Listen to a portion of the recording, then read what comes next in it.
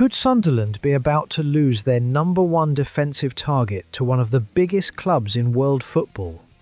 What started as a patient, calculated pursuit under Florent Gisolfi has now turned into a race against time, with the looming World Cup threatening to reshape the entire market. On Weir side, there's a growing feeling that hesitation could be costly. Bologna FC have shifted from resistance to strategy, and Sunderland now face a shrinking window where decisive action is the only way to stay in control of the deal. The situation has moved quickly. Sunderland's interest goes back to last summer, when they tried to sign the defender after his release clause expired, only to be turned away. At the time, it looked like stubborn negotiation. Now, it looks calculated.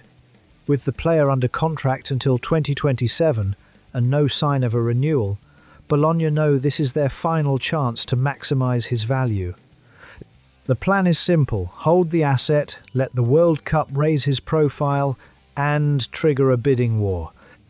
For Kirill Louis-Dreyfus and Sunderland's hierarchy, that creates a clear now or never moment. Wait too long, and the deal could disappear entirely. At the centre of it all is John Lucumí, and according to reports from Il Resto del Carlino, his situation is attracting serious new interest. His representatives are actively positioning him on the market, and the list of clubs involved is growing. Most notably, FC Barcelona have entered the race, identifying Lucumí as a more affordable alternative to Alessandro Bastoni.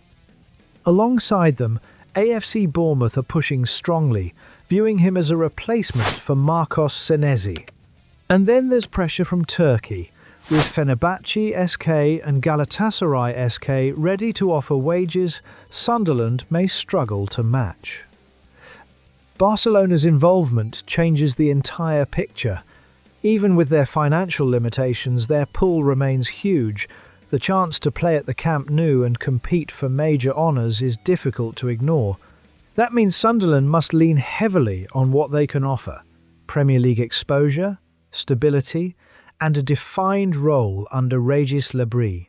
At the same time, Bournemouth present a different kind of threat: familiarity with the league, immediate adaptation, and a more direct pathway.